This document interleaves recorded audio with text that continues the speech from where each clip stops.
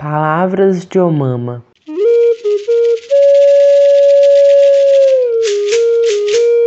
Por que continuo a lutar? Porque estou vivo. Davi Copenaua, depoimento à American Anthropological Association. Turner e Copenaua, 1991, página 63. Quando eu era jovem e ainda não era xamã, eu não sabia sonhar. Era ignorante, dormia como uma pedra jogada no chão. Era incapaz de ver as coisas da floresta durante meu sono. Mais tarde, entendi que não devia esquecer as palavras de Omama que nos vêm do primeiro tempo. Então pedi aos xamãs mais velhos de minha casa para me transmitirem os cantos dos Chapiri, para assim poder sonhar de verdade. Antes, quando eu dormia, só via coisas muito próximas. Ainda não tinha em mim o sonho dos espíritos que permite que a imagem dos xamãs viaje longe. Não conseguia contemplar as coisas do tempo dos nossos ancestrais, nem ver o que eram de fato o trovão, o céu, a lua, o sol, a chuva, a escuridão e a luz. Eu ainda era ignorante. Foi só depois de ter bebido pó de Yacoana por muito tempo que eu pude conhecer a imagem de todas essas coisas. É desse modo, como eu disse, que os habitantes da floresta estudam, virando espíritos. Os brancos são outra gente. A Yacoana não é boa para eles.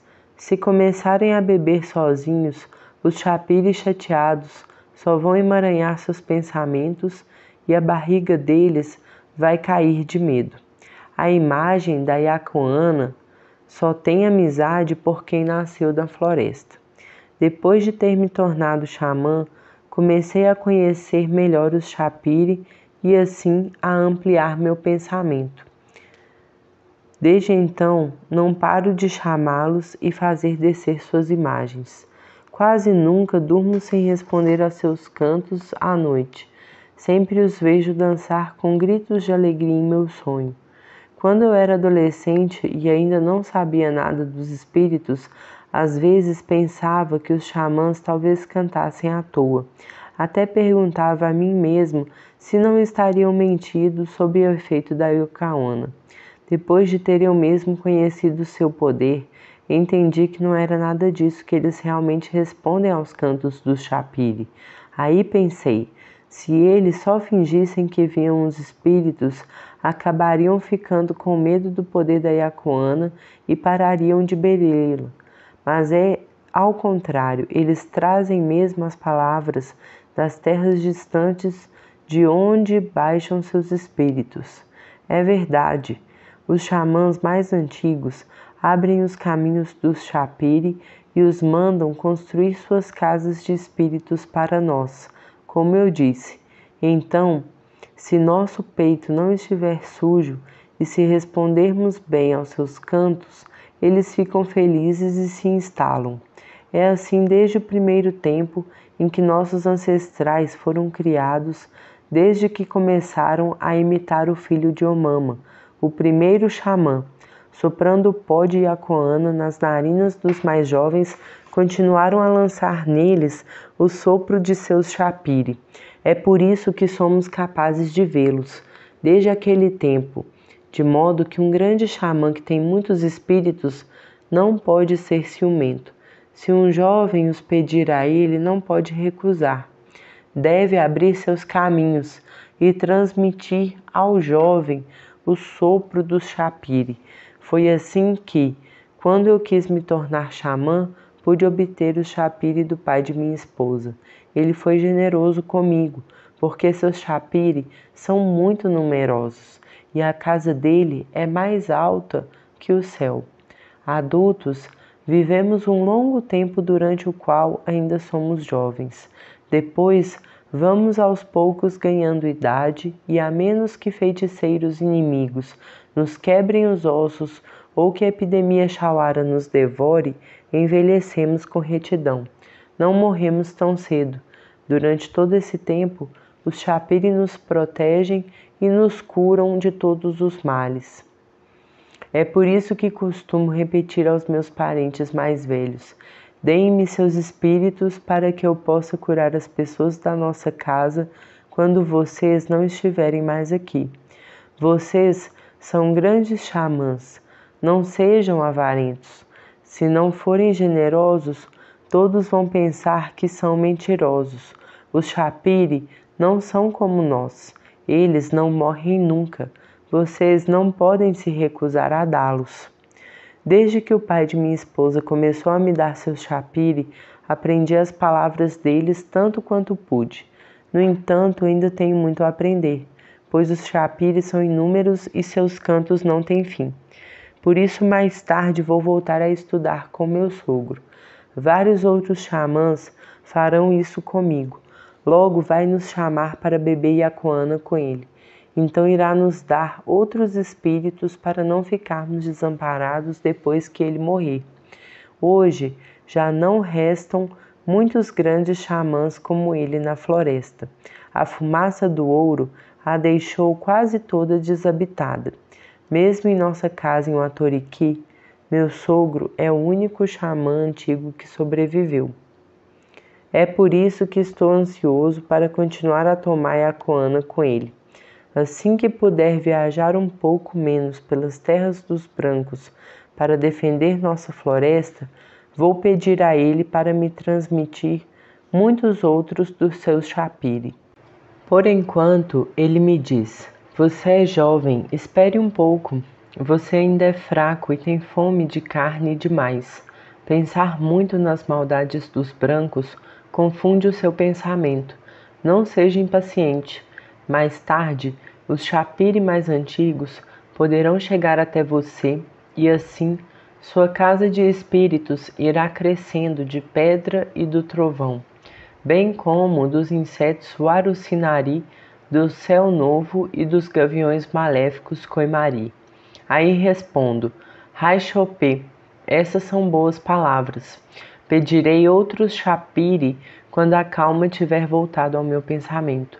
Por enquanto, os brancos ainda não pararam de invadir nossa terra. Preciso viajar e falar duro com eles em suas cidades, em todos os lugares onde puder. Mas se eu fosse como os outros habitantes da floresta e não conhecesse a língua de fantasma desses forasteiros, preferiria muito mais ficar em minha casa para tomar iacoana e fazer dançar os espíritos. Meu sogro e outros xamãs de Uatoriki me dizem também: não nos peça novos chapiri agora.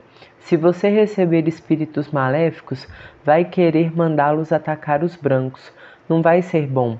Seu pensamento está agitado e, se ficar com raiva, vai ficar agressivo demais. Se esses forasteiros lhe disserem palavras ruins, você vai mandar seus chapiri devorá-los e os parentes de suas vítimas vão querer se vingar. São palavras sábias, reconheço. Se eu chamar novos chapiri sem poder responder a seus cantos como se deve, eles vão ficar descontentes e vão se voltar contra mim. Depois é verdade. Se eu ficar constantemente zangado, meus chapiri maléficos podem agredir os brancos à minha revelia. É por isso que, por ora, evito pedir novos espíritos aos grandes xamãs de minha casa. Os brancos, meus amigos, ficam me chamando para defender a floresta, muito longe de minha casa em Uatoriki. Às vezes eu fico preocupado, pensando que posso envelhecer sem ter aprendido nada de novo. Meu pensamento ainda está procurando. Para conhecer de fato os espíritos, ainda vou precisar estudar muito com a Iacoana. Mas vou fazer isso mais adiante, quando minha mente tiver se acalmado, quando não tiver mais obscurecida pelas palavras tortas dos garimpeiros e fazendeiros, quando eles finalmente pararem de sujar os rios, derrubar as árvores e espalhar fumaças de epidemia. Vou voltar a beber o pó de iacoana na floresta, silenciosa de novo, e então minha atenção poderá, enfim, se fixar na palavra dos espíritos. Apesar de minhas viagens a terras distantes, os chapiris de minha casa e os espíritos não estão bravos. Eles continuam dançando para mim. Porém, alguns deles, que moravam na parte mais alta da casa, para além do céu, acabaram me deixando. Devem ter fugido por causa dos alimentos que os brancos me deram, comidas gordurosas e salgadas que enfraquecem o peito e afugentam os espíritos com seu cheiro. Até a água de suas cidades, apesar de ser tão clara, tem um sabor estranho. Além disso, de tanto viajar para tão longe, outros dos meus chapiri, leve como os penugem, foram carregados pelo sopro dos motores de avião. Mas o que me preocupa é que eu ainda não consegui fazer descer até mim os chapiri que nossos antepassados mais apreciavam entre todos, os dos japins e a Ayokora. Eles são espíritos mais experientes na cura, como eu disse. Eles vêm dentro dos doentes e sabem tirar o mal deles sem cortar seus corpos, ao contrário dos médicos brancos. Assim que um ser maléfico coloca seus objetos de febre e dor dentro de uma de suas vítimas, os espíritos Ayokorari são capazes de arrancá-los e fazer com que sejam regurgitados por seu pai, o xamã. No tempo em que os remédios dos brancos não existiam na floresta, esses chapiri eram os preferidos por nossos antigos. É por isso que eu, seguindo-os, quero consegui-los também. Não quero ser xamã para enganar meus parentes. Vi muitas vezes nossos antigos curarem com esses espíritos poderosos e quero mesmo seguir seus passos. Contudo, meu pai, que era um homem comum, não sabia fazer dançar esses chapiri, de modo que ele nunca vieram me visitar por conta própria. Tive de pedi-los ao meu padrasto de Tootobi. Ele foi muito generoso e logo os chamou para dançar para mim. Para isso, ele me fez beber iacoana durante vários dias sem parar. Então eu pude ver no tempo do sonho Chapiri amarrando suas redes em minha casa de espíritos. Porém, alguns dias depois, antes mesmo de eu ter recuperado todas as minhas forças, os brancos me chamaram. Na viagem até a cidade, fiquei mais uma vez sentado no avião muito tempo. Aí, sem que eu me desse conta, foram destruídos os caminhos dos espíritos Ayokorari que eu tinha acabado de conseguir. Quando retornei, meu sogro bem que tentou fazê-los voltar para perto de mim. Não adiantou. Eu não tinha sido prudente como deveria. O efeito da iacoana era recente e eu ainda estava fraco. Voando tão alto e tão longe, os caminhos daqueles chapiri não resistiram. Se fosse por isso, eu os teria guardado até hoje. Algum tempo depois, um xamã de Tootobi que chamo de cunhado veio me fazer uma visita em Watoriki.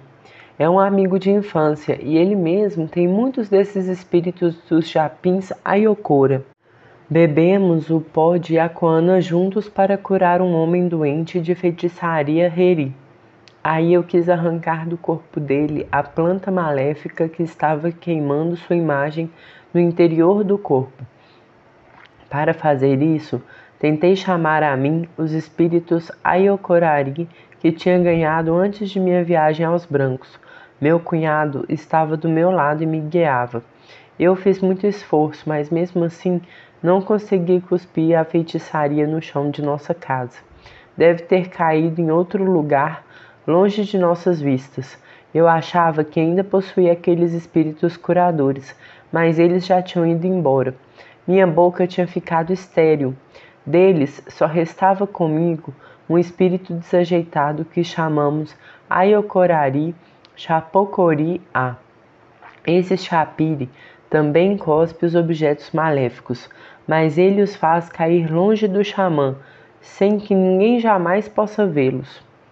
O tubo de sua garganta é torcido e ele cospe para trás em seu próprio espelho e não pela boca da frente, que não pode, portanto, torná-los visíveis. Com os verdadeiros espíritos Ayokorari é muito diferente. São eles que eu queria ter na minha casa de espíritos. Muitas vezes, no tempo do sonho, eu os vi chegar para amarrar suas redes. No entanto, sempre acordei antes que eles pudessem se instalar. Acho que xamãs inimigos devem ter mandado de propósito esses chapiri estéreis para atrapalhá-los a tomar seu lugar. Se for isso, os xamãs de minha casa vão ter de expulsar esses intrusos para eu um dia poder fazer dançar verdadeiros espíritos Ayocorari. O Chapiri do Japim Ayokora só vem morar na casa de espíritos de um xamã se sua boca não estiver salgada nem queimada por carne de caça. E é muito difícil ficarem de fato, porque são muito ariscos. Assim é. Eles se aproximaram de mim, mas acabaram mudando de opinião e voltaram para as lonjuras de onde vieram. Seus caminhos se romperam como fios de teia de aranha e foram levados pelo vento. Fico triste e, por mais que fique de ouvidos abertos, não ouço mais seus cantos. Visitei muitas vezes os lugares onde vieram os ancestrais dos brancos, nos confins da terra, a jusante de todos os rios. É dali que os espíritos Ayocorari descem até nós. Para chegar lá, fiz longas viagens de avião, muito alto no peito do céu. Acho que foi isso que acabou destruindo os caminhos pelos quais esses chapiri magníficos vinham até mim. Resolveram parar de me visitar. Pensaram: os brancos destruíram nossas pegadas, não podemos mais voltar à casa de nosso pai. Aí deram meia volta e eu os perdi. Meu cunhado de Toutobi continua tendo seus espíritos Ayocorari, porque não saiu da floresta desde que éramos criança. Ele nunca visitou os brancos. Meu sogro em Watoriki bem que tinha me avisado. Não fique indo tanto para essas terras distantes. Se tiver mesmo de ir, não coma de modo algum a comida desses forasteiros. Fede a cebola, alho e gordura queimada. Se você continuar viajando assim, vai acabar afugentando todos os seus chapiri. Porém, apesar de suas recomendações, eu tive de continuar indo muitas vezes para as cidades e comer coisas estranhas por lá. O cheiro adocicado dos sabões e tecidos dos brancos penetrou minha pele, que também ficou impregnada da fumaça de seus cigarros e carros.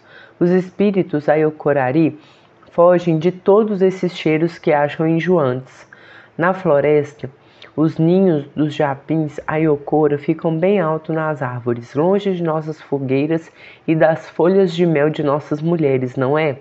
Eles só cheiram e comem coisas da floresta. Por isso seus espíritos temem tanto os cheiros das cidades. Foi isso também que os afastou de mim. São os chapiri que eu mais queria, e agora que me deixaram, me sinto desamparado e isso me entristece. Porém, vou tentar chamá-los de novo mais adiante, com a ajuda de meu padrasto de Toutobi e outros grandes xamãs que, como ele, conhecem de fato esses chapiri. Vou estudar durante muito tempo com a Yacoana e vou mais uma vez fixar meus pensamentos neles. Vou também visitar os xamãs do Chamatari, no alto do rio Demini, que sabem ser generosos com seus mais belos espíritos. Ficarei entre eles por 1 ou 2 luas, num tempo de fartura de comida das roças e de mel das árvores da floresta. Eles vão soprar em minhas narinas o pó muito forte que tiram das sementes enrugadas da árvore Paarahi. Vou ficar magro e muito fraco, como da primeira vez. Assim, quem sabe, os espíritos Ayocorari vêm novamente dançar para mim e me permitem curar como os grandes xamãs de nossos antigos? É isso que eu quero. Gosto, acima de tudo, de contemplar a beleza dos espíritos e aprender por meio de suas plantas. Grandes xamãs já sopraram pó de Yacoana no meu nariz quando eu era mais jovem, mas não quero ser preguiçoso. Vou voltar a apresentar minhas narinas muitas vezes, então as coisas da floresta vão se revelar para mim de verdade. Por enquanto, ainda não as vejo com suficiente clareza. Preciso ainda beber muito pó de Yacoana para chegar lá. Se eu não conseguir continuar por esse caminho, temo que meu pensamento se obscureça. Preciso me proteger. De tanto ir até os brancos, vou acabar ficando ignorante. Quero, ao contrário, ficar tão sábio quanto os meus parentes mais velhos e nossos antepassados antes deles. Os chapiri dançam para nós desde sempre. Acho que suas imagens e seus cantos são magníficos. Por isso eu quis fazê-los descer também. Se quando bebemos Yacoana mentíssemos e não conseguíssemos ver nada, não seríamos xamãs. Ao contrário, fazemos mesmo descer as imagens dos espíritos, cuidamos de suas casas e estudamos suas palavras incansavelmente. Era assim com nossos antigos e nós seguimos suas pegadas. Esse é o modo de ser da gente da floresta desde o primeiro tempo. Não devemos esquecer isso. Como eu já disse, se não alimentamos os chapiri com pó de iacoana, eles ficam dormindo e em silêncio nosso pensamento permanece fechado. Ficamos incapazes de ver. É por isso que eu carrego sempre as palavras dos chapiri em meu pensamento. Elas se estendem ao longe uma após a outra e não acabam nunca. Os brancos se espantam quando nos veem virando o espírito com a Iocaona. Acham que ficamos doidos e cantamos sem motivo, como eles quando viram fantasmas com sua cachaça. No entanto, se entendessem nossa língua e se dessem ao trabalho de se perguntar o que esses cantos querem dizer, de que florestas falam, quem sabe elas acabariam entendendo as palavras que os chapiri nos trazem, de onde vêm, dos confins da terra, das costas do céu e do mundo subterrâneo. Mas, como sempre, os brancos preferem ficar surdos porque se acham muito espertos com suas peles de papel, suas máquinas e suas mercadorias. Para nós xamãs, ao contrário, o valor desses objetos é curto demais para fixar nosso pensamento.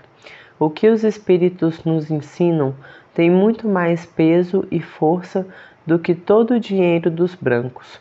O valor de seus cantos é realmente muito alto. Somos capazes de levantar a terra e o céu? Não? Pois essa é a medida de seu peso.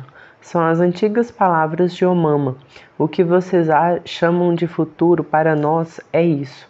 É pensar que nossos filhos e genros e depois seus filhos e seus netos irão se tornar xamãs em nosso lugar. E caberá a eles fazer com que as palavras dos chapiri sejam ouvidas na floresta. Continuando a fazer com que sejam sempre renovadas, vão impedir que elas desapareçam. E se os brancos não nos matarem todos e não emaranharem nosso pensamento para valer, vão continuar a se estender sem fim. Nós conhecemos a valentia dos chapiri. Antes de os remédios da cidade chegarem até nós, foram eles que sempre nos curaram. Os xamãs morrem um atrás do outro, mas os espíritos não. Eles não morrem nunca. É por isso que eu defendo suas palavras contra a hostilidade dos brancos. Se nossos xamãs antigos tivessem morrido sem transmitir suas imagens para seus filhos e genros, nossa ignorância daria dó.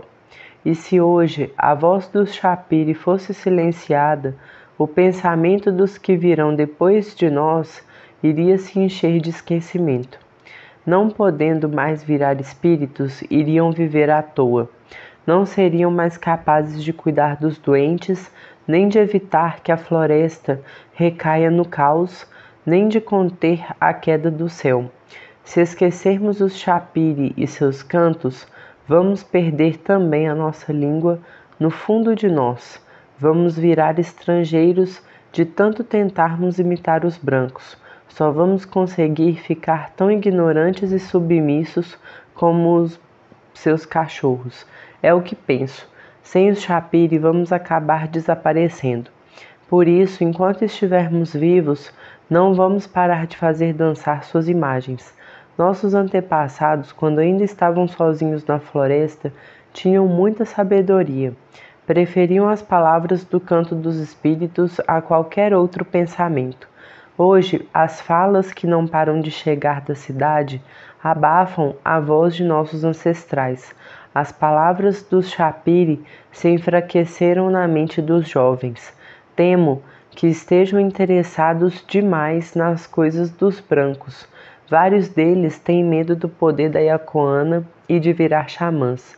Ficam apreensivos com a ideia de ver os chapiri e temem sua agressividade. Então, eu me empenho para evitar que seu pensamento se feche antes que fiquem adultos. Digo a eles: Não sejam covardes. Mais tarde vocês terão esposas e seus filhos nascerão. Sem fazer dançar os chapiri, como é que vocês vão tratar deles? Tornem-se xamãs como seus antigos. Se vocês agirem com retidão, os chapiri virão a vocês com facilidade. Eles são belos e poderosos. Não tenham medo deles. Antes da chegada dos brancos à floresta, havia no peito do céu muitas casas de espíritos. Hoje, muitas delas estão vazias e reduzidas a cinzas.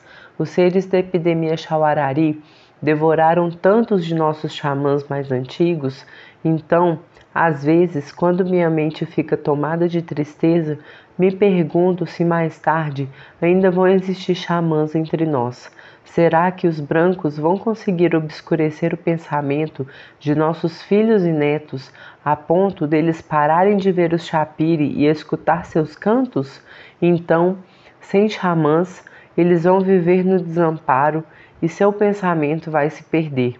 Vão passar o tempo todo vagando pelas estradas e cidades. Lá serão contaminados por doenças que transmitirão às suas mulheres e filhos. Não vão mais pensar em defender sua terra. Às vezes, à noite, esses pensamentos me atormentam até de madrugada. Contudo, acabo sempre dizendo a mim mesmo que enquanto houver xamãs vivos como eu e outros filhos de nossos antigos, enquanto os chapiri protegerem nossa floresta, não vamos desaparecer. Vamos nos empenhar sem descanso para fazer nossos filhos e genros beberem Yacoana. Com isso, eles vão poder fazer dançar os espíritos como fizeram nossos pais e avós antes de nós. Desse modo, suas palavras não vão se perder. Os chapiri não viriam fazer sua dança de apresentação sem a Yacoana. Por isso, os velhos xamãs estão sempre fazendo os jovens beber seu pó. Assim, transmitem a eles o sopro da vida e o caminho de seus espíritos para que possam vê-los. Por sua vez, chamá-los. Então, os chapiri continuam descendo até eles, assim como desciam até nossos antepassados, desde o primeiro tempo. Nada mudou. É por isso que as palavras dos chapiri não têm fim. São muito antigas, mas estão sempre novas. São palavras sólidas que não envelhecem nunca. Palavras de bravura que nos vingam sem descanso.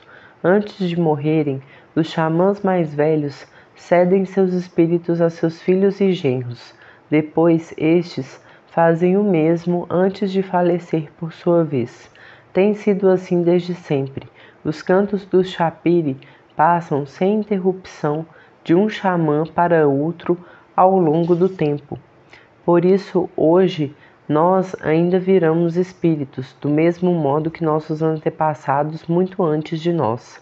As palavras dos chapiri são tão incontestáveis quanto eles mesmos, e nós as transmitimos entre nós desde que o Mama criou os habitantes da floresta. Antigamente, eram meus pais e avós que as possuíam. Eu as escutei durante toda a infância e hoje, tendo me tornado xamã, é a minha vez de fazê-las crescer em mim. Mais tarde, vou dá-las a meus filhos se quiserem, e eles vão continuar fazendo o mesmo depois que eu morrer. Desse modo, as palavras dos chapiri não param de se renovar e não podem ser esquecidas. Só fazem aumentar de um xamã em xamã. Sua história não tem fim. Seguimos hoje o que o Mama ensinou a nossos antepassados no primeiro tempo. Suas palavras e a dos espíritos que ele nos deixou continuam conosco. Elas vêm de uma era muito remota, mas nunca morrem. Ao contrário, crescem e vão se fixando uma atrás da outra dentro de nós, de modo que não temos necessidade de desenhá-las para lembrá-las. Seu papel é o nosso pensamento, que desde tempos muito antigos se tornou extenso como um grande livro que nunca acaba. Para nós não existe nenhuma palavra a não ser as do chapiri que nos defenda contra males que nos afligem. Tememos as fumaças de epidemia, os seres maléficos da floresta e os feiticeiros inimigos. Ficamos apreensivos com a fragilidade do céu e a proximidade do ser do caos Chihuaripô. Receamos que a floresta seja rasgada pelas grandes cheias ou que seja queimada pelas chamas do tempo seco. Temos medo das onças, das cobras e dos escorpiões. Se todas essas coisas não existissem, não estaríamos tão preocupados. No entanto, elas nos ameaçam o tempo todo e só os chapires são capazes de contê-las com valentia. É por isso que os xamãs trabalham tanto pela gente de suas casas, mas não se deve achar que eles se importam só com seus parentes e com a floresta em que vivem. Não é verdade. Os chapiri se esforçam para defender os brancos tanto quanto a nós. Se o sol escurecer e a terra ficar toda alagada, eles não vão poder mais ficar empoleirados em seus prédios, nem correr no peito do céu. Se o Moari, o ser do tempo seco, se instalar de vez perto deles, eles só terão fios de água para beber e assim vão morrer de sede. É bem possível que isso aconteça mesmo. No entanto, os chapiri continuam lutando com valentia para nos defender a todos, por mais numerosos que sejamos. Fazem isso porque os humanos lhes parecem sós e desamparados. Nós somos mortais e essa fraqueza lhes causa pesar. Eles já nos veem como fantasmas enquanto ainda estamos vivos. O próprio Omama não era xamã, no entanto. Foi ele que criou os chapiri e fez de seu filho o primeiro xamã. Por isso não queremos esquecer suas palavras. São as de que nossos maiores nos deixaram e queremos guardá-las para sempre. Só elas nos deixam ouvir com clareza. Não entendemos muito bem as palavras dos brancos. Sempre nos parecem estranhas e inquietantes. Quando tentamos imitá-las, mal a boca começa a se entortar para pronunciá-las, o pensamento já se perde no caminho em busca do que queremos dizer. O que é bonito mesmo de conhecer para nós são as imagens e os cantos dos chapiri. São coisas magníficas e muito antigas, que vemos e escutamos quando bebemos o pó de Yacoana. Nós as recebemos de nossos antepassados, que por sua vez as tinham obtido de Omama e de seu filho no tempo em que viviam sozinhos na floresta, longe dos brancos. Esses forasteiros possuem dentro deles outras palavras sobre Teoce e as mercadorias. Por isso ignoram nossas falas e inventam tantas mentiras a nosso respeito.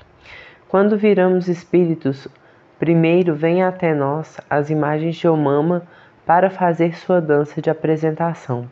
Em seguida, vêm todos os outros chapiri. A imagem de Omama nos transmite as palavras que fazem crescer nosso pensamento. Basta escutar os cantos dos xamãs antigos para ouvir sua voz. É assim que Omama continua cuidando de nós e nos prevenindo contra pensamentos obscuros dos brancos. Quando os napês chegam, carregados com todas suas mercadorias, podem parecer engenhosos e generosos, mas fiquem atentos, eles logo se tornam egoístas e ignorantes, mostram-se impacientes e começam a nos maltratar.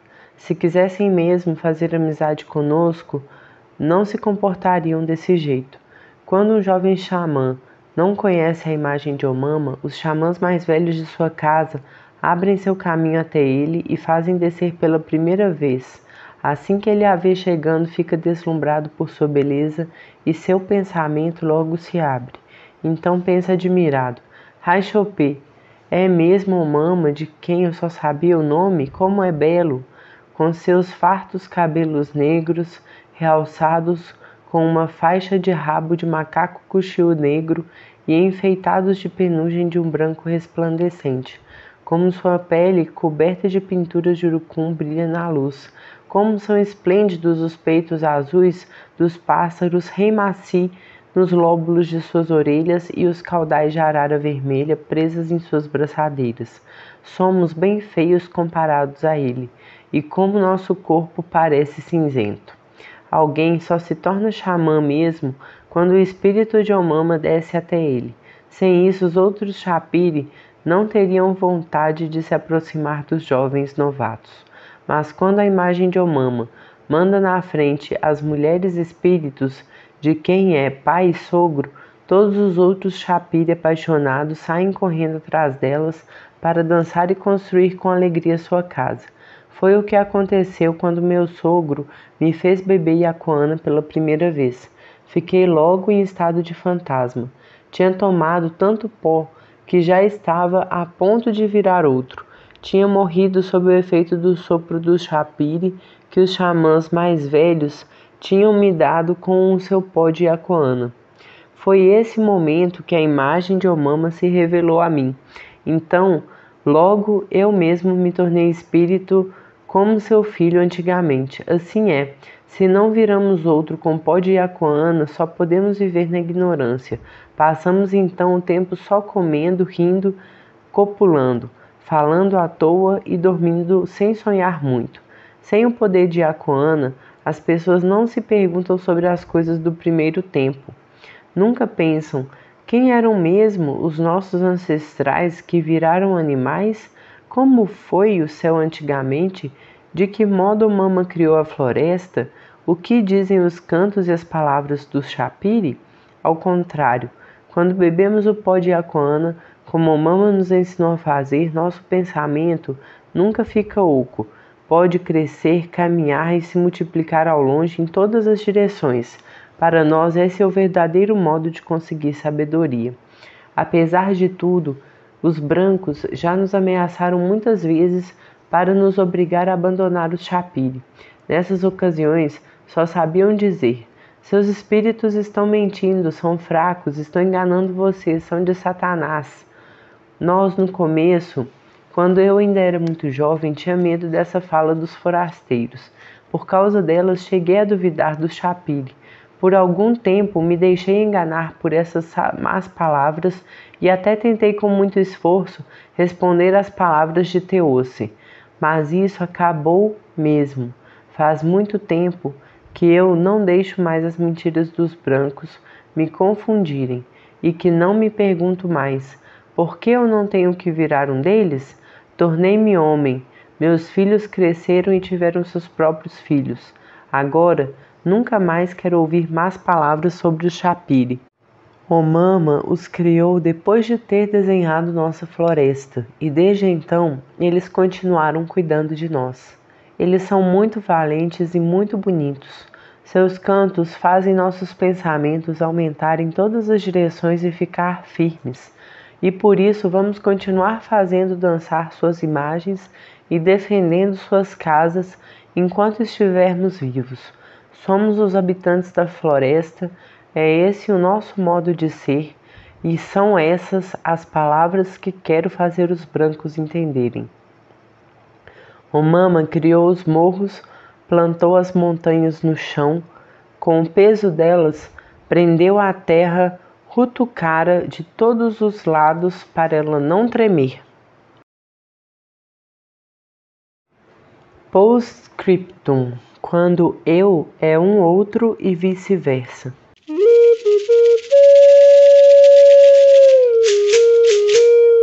Toda carreira etnográfica principia em confissões, expressas ou caladas. Levi-Strauss, 1973, página 48. Basta viver para se convencer de que os acontecimentos vividos são a chave dos acontecimentos observados. Tillion, 2009, página 276. Minha formação na escrita etnográfica ocorreu numa época, início da década de 1970, e num lugar, a Universidade de Paris-Nanterre, em que era regra considerar o eu detestável e julgar qualquer consideração subjetiva ou reflexiva como um extravasamento estéril e até inconveniente.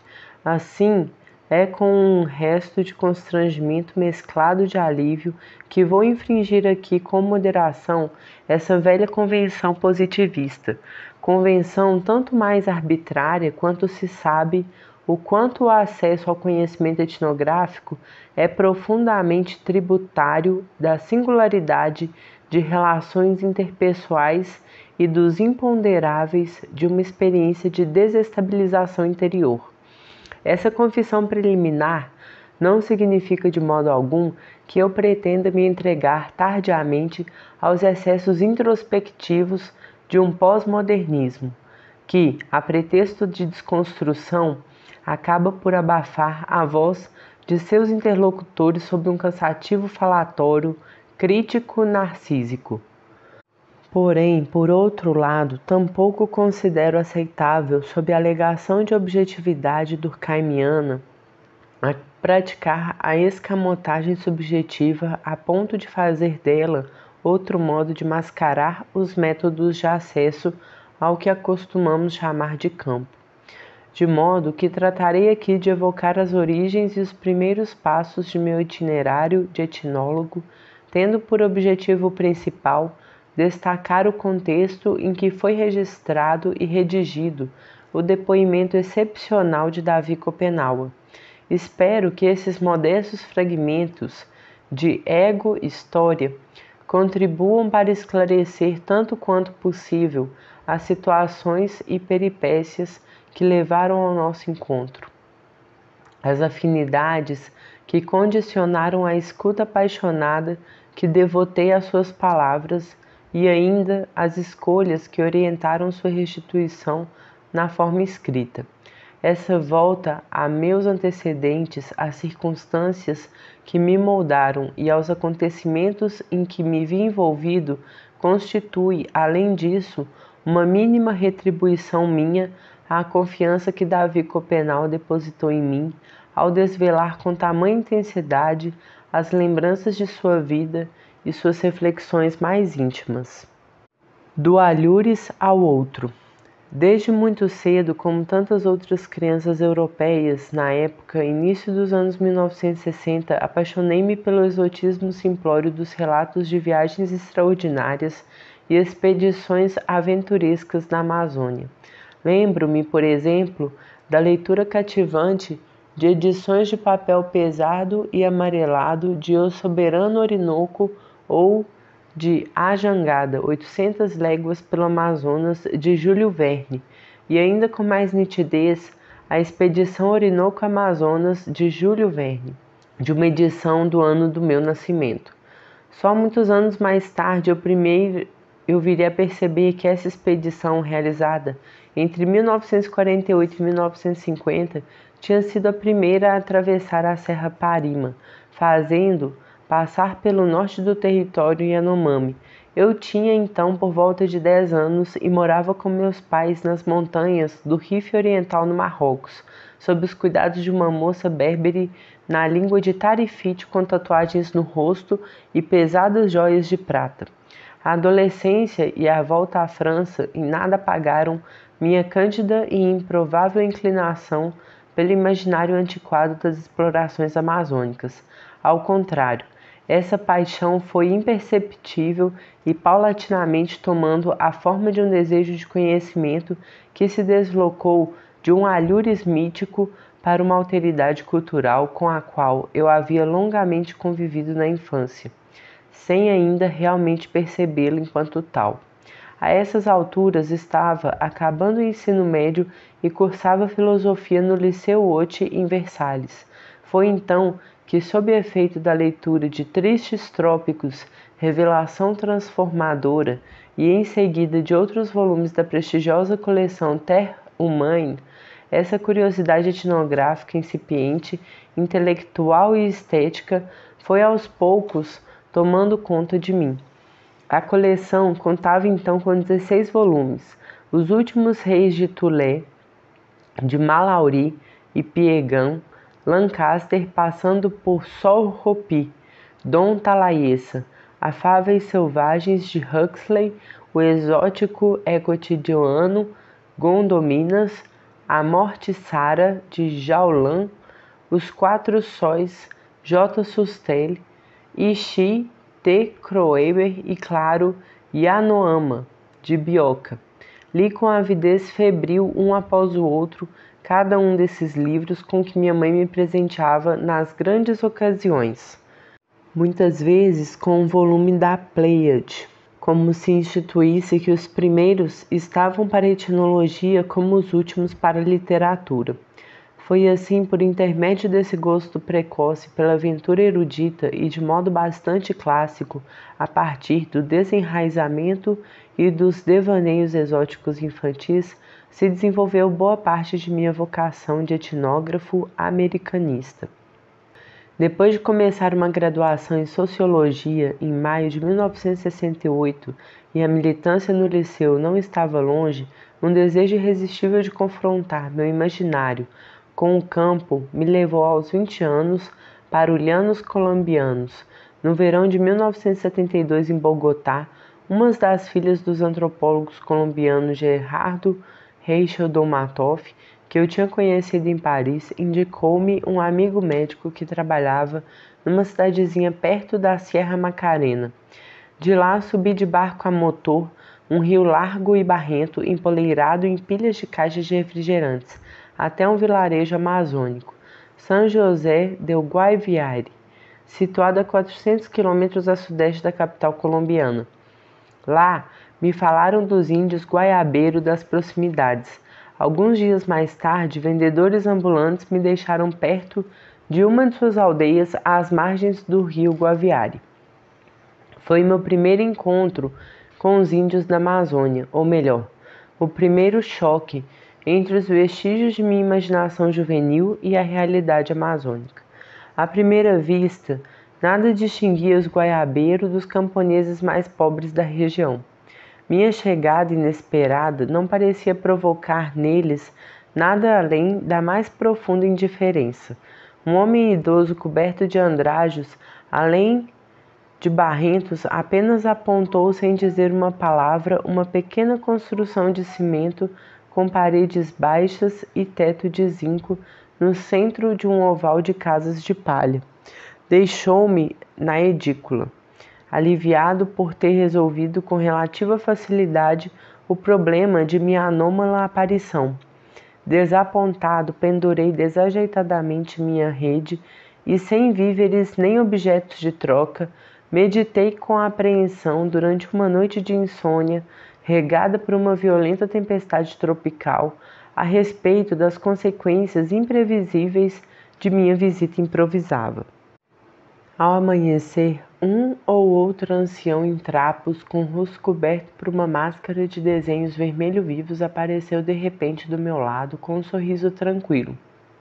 Ofereceu-me uma cabaça de peixe cozido e beiju de mandioca. O gesto de generosidade muda e a magnífica elegância daquele rosto pintado, resistindo acima da roupa rasgada que fazia esquecer, tocaram-me profundamente. O fascinante enigma que tudo aquilo representava logo gravou-se em mim como o desafio de um outro saber, ao mesmo tempo próximo e dolorosamente inacessível, imagem que eu quase podia tocar, mas não podia compreender.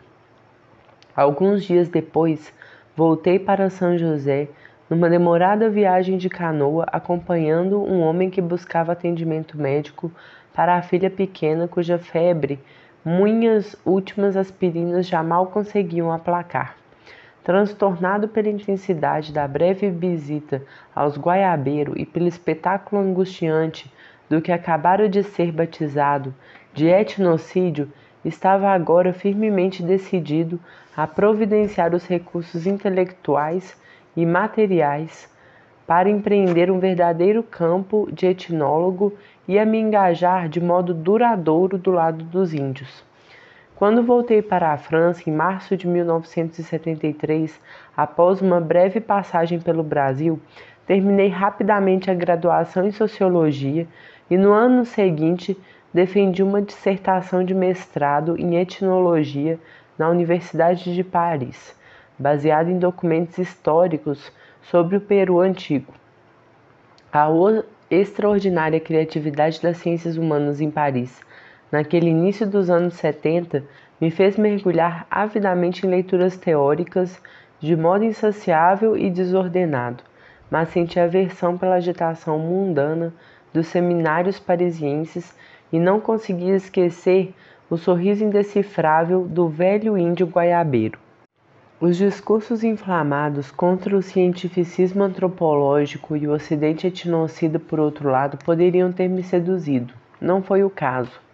A indianidade iluminista, veiculada pelos escritos de seus principais autores, disfarçava mal um etnocentrismo subliminar que não me convinha em nada. Além disso, suas denúncias genéricas, crescendo de verdadeiro engajamento local, pareciam-me em geral complacentes e cegas para as reais implicações políticas das situações que relatavam. Em suma, eu vivia como que numa terceira margem do rio etnológico. Descobri com interesse a antropologia anglo-americana e devorava a obra de Lévi-Strauss, cujos avanços teóricos a maioria dos amazonistas franceses da época parecia ignorar ou rejeitar, prestigiando apenas seu tom elegíaco. Eu só queria uma coisa: encontrar finalmente o meu campo e meu próprio caminho na Amazônia indígena. Primeiro campo. Um dos primeiros cursos de etnologia que fiz em Paris foi ministrado por Patrick Mengele, que tinha estudado nos Estados Unidos com David Maybury-Lees, iniciador do famoso projeto Harvard Brasil Central. Trabalhava desde o final da década de 60 entre os Ikpeng Tishkão, do rio Xingu, professor fascinante e muito preocupado com o destino de seus estudantes. Em 1974, ele me propiciou uma oportunidade inesperada, recomendando-me a colegas da Universidade de Brasília que buscavam doutorandos dispostos a integrar um projeto de pesquisa-ação entre os Yanomami, recém-atingidos por um trecho da rodovia perimetral norte. Foi também ele que me introduziu na leitura dos pioneiros anglo-estruturalistas da moderna etnografia ameríndia, D. Maybury Lewis e Peter Rivière, da sociologia brasileira, do contato interétnico, principalmente Darcy Ribeiro e Roberto Cardoso de Oliveira. Leituras que me permitiram, aliviado, contornar o amazonismo parisiense daquele começo dos anos 70. Nem os rumores acerca da belicosidade dos Yanomami que animavam o círculo dos americanistas, nem a notícia da presença de oncocercose em seu território abalaram meu entusiasmo diante da promessa inesperada de uma ida a campo, de modo que, sem demora, mergulhei nas leituras etnográficas de praxe. A leitura mais difundida na época a respeito dos Yanomami nos Estados Unidos e na França tratava essencialmente dos grupos da Venezuela. De saída, fiquei profundamente surpreso ao constatar o quanto tais textos estavam atravessados pela secular ambivalência dos estereótipos europeus do selvagem, ora edênico, ora sanguinário. Os Yanomami na França eram vistos pela perspectiva idílica de suas histórias de amor índias, ao passo que nos Estados Unidos tinham ficado famosos como o povo feroz pelo Chagnon em 1968, imersos numa guerra quase robesiana, mas esse não era o único ponto desconcertante daquelas etnografias. Além disso, remetiam aos mesmos conceitos sociológicos africanistas inadaptados à Amazônia indígena e, de modo idêntico, limitavam sua abordagem da cosmologia Yanomami a alguns registros esparsos, como se fossem meros apêndices imaginários de uma organização sociogenealógica reificada. Para financiar o primeiro campo, na falta de meios próprios e sem acesso a subsídios universitários franceses, tive a ousadia de candidatar-me a uma bolsa junto à Embaixada Brasileira em Paris, que me permitiria chegar à UNB. Fiz bem, pois meu pedido foi generosamente aceito e pude muito rápido me pôr a caminho, começando por Brasília e de lá para Boa Vista, Roraima.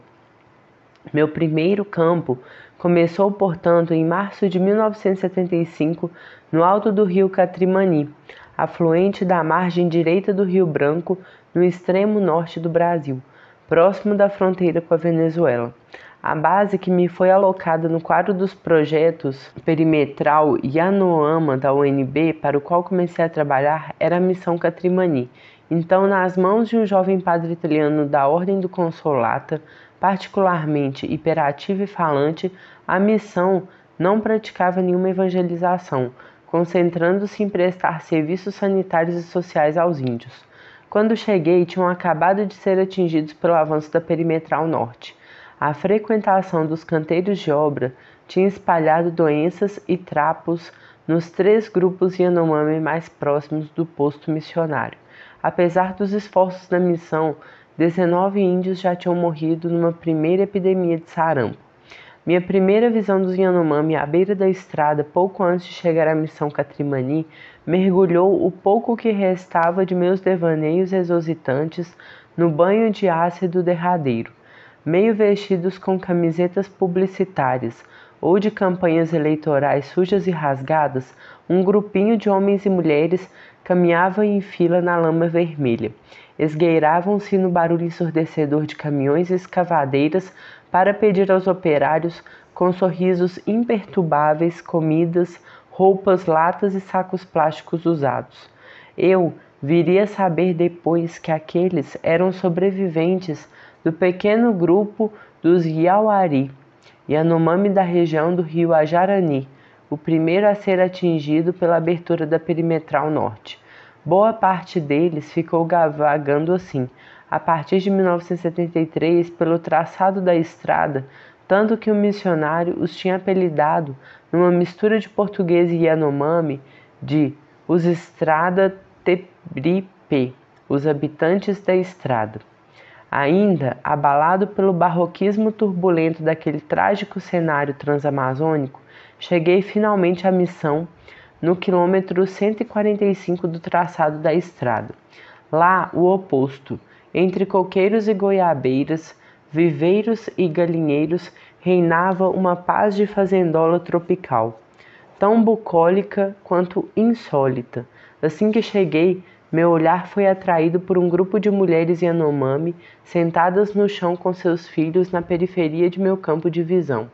Com os corpos pintados de urucum e braçadeiras enfeitadas com buquês de folhas frescas, conversavam alegremente sob a sombra ameaçadora do enorme caminhão militar Saurer Berna da missão.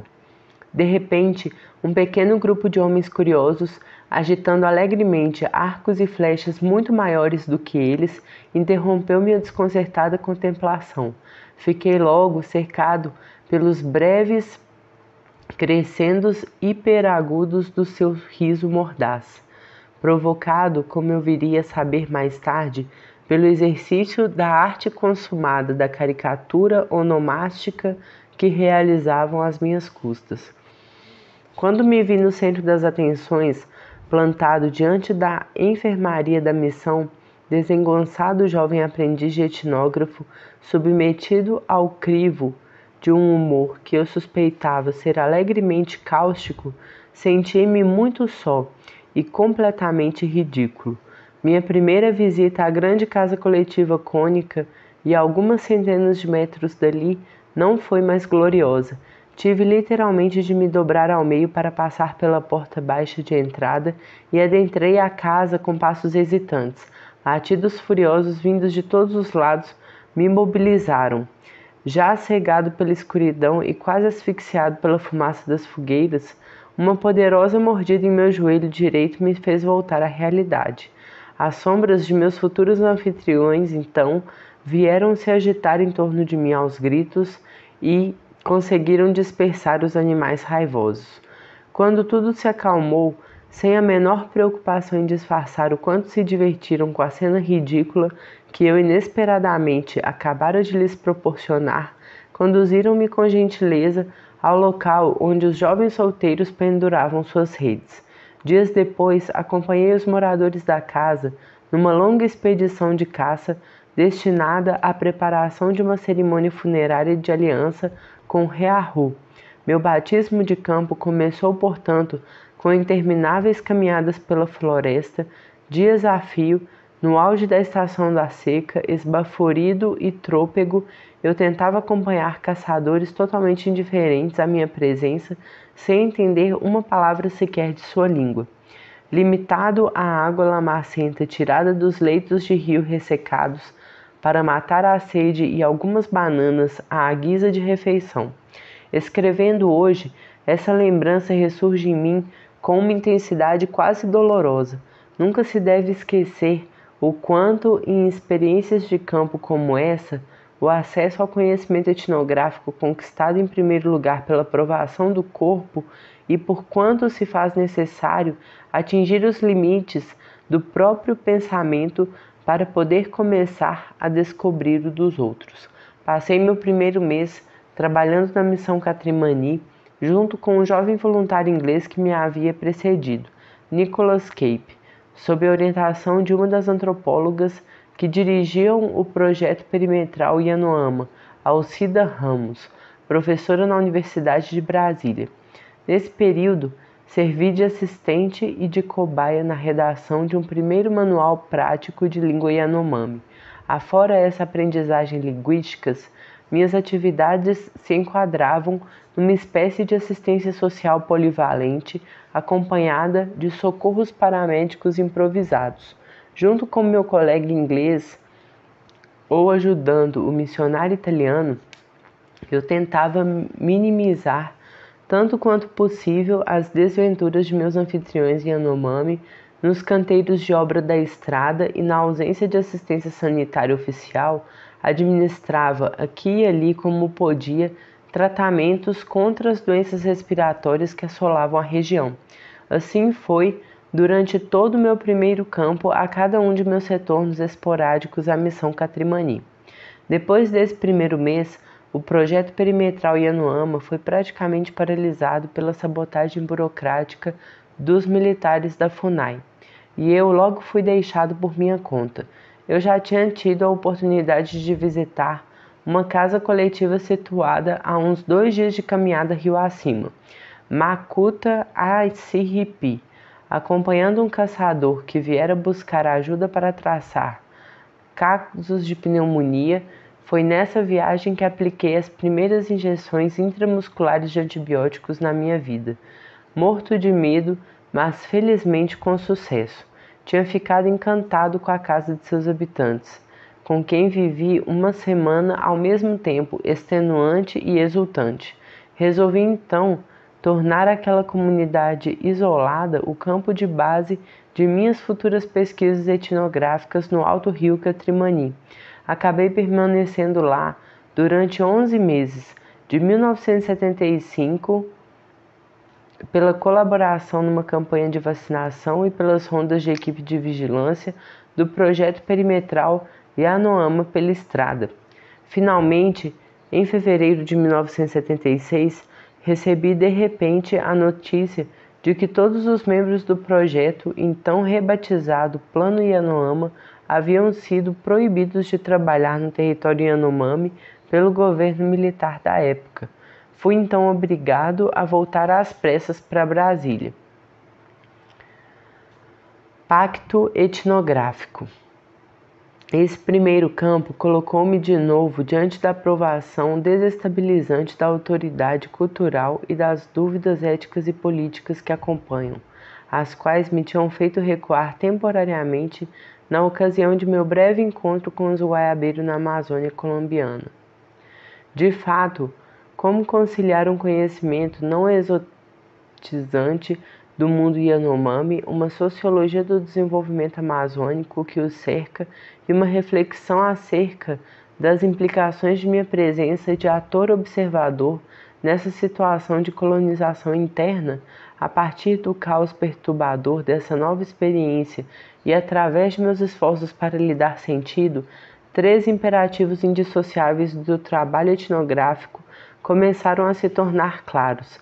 Em primeiro lugar, evidentemente, fazer justiça de modo escrupuloso à imaginação conceitual de meus anfitriões. Em seguida, levar em conta com todo rigor o contexto sociopolítico local e global com o qual sua sociedade está confrontada. E, por fim, manter um olhar crítico sobre o quadro da pesquisa etnográfica em si. Para além dessa imprescindível vigilância epistemológica, a ética, porém, parecia-me algo mais fundamental, caracterizava intensa situação etnográfica na qual me vi engajado. O ponto reapareceria mais tarde com maior clareza e abrangência durante minha colaboração com Davi Copenaua.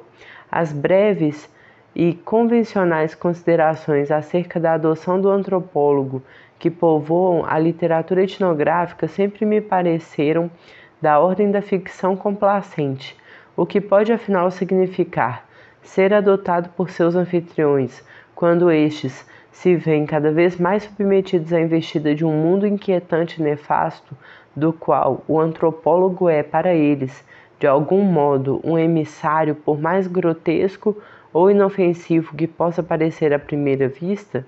Logo ficou evidente para mim que os Yanomami só tinham aceitado minha incômoda e esquisita presença por precaução, como teriam feito pelas mesmas razões com qualquer outro visitante estrangeiro na P, forasteiro, inimigo, pelo menos enquanto este não demonstrasse intenções abertamente hostis.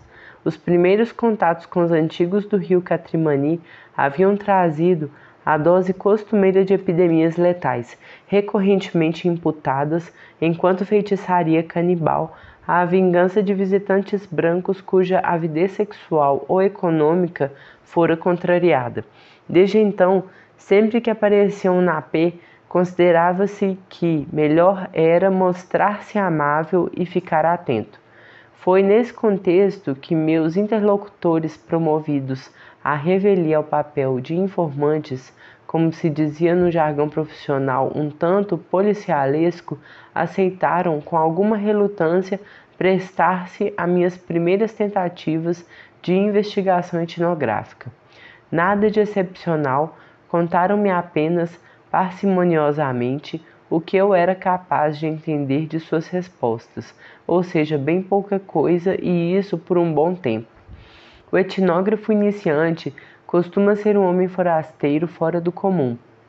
A constância com que suporta as provações físicas, a humildade e a tenacidade de sua vontade de aprender, sem mencionar o estranho distanciamento que exibe em relação ao próprio mundo, acabam por atrair alguma simpatia de suas pessoas, seus anfitriões, nunca isenta de um misto sutil de compaixão e ironia. A partir dessas provas de boa vontade amigável, a disponibilidade generosa dos remédios e mercadorias desse visitante em comum, longe das relações paternalistas de exploração de fronteira, acaba convencendo os mais céticos de seu caráter excepcional entre seus congêneres. Ao cabo de algum tempo de observação, a tomar outros contornos, a natureza das relações que seus supostos informantes têm com ele começa a tomar outros contornos. Conforme ganham outra relação de confiança, começam a avaliar sua aptidão para servir de intermediário a favor deles na comunicação entre dois mundos. Agora, com algum crédito, o etnógrafo aprendiz estabelece com eles, sem saber ou sem querer saber, um pacto implícito. O material etnográfico registrado a partir de então é ao mesmo tempo o alicerce e o produto desse pacto.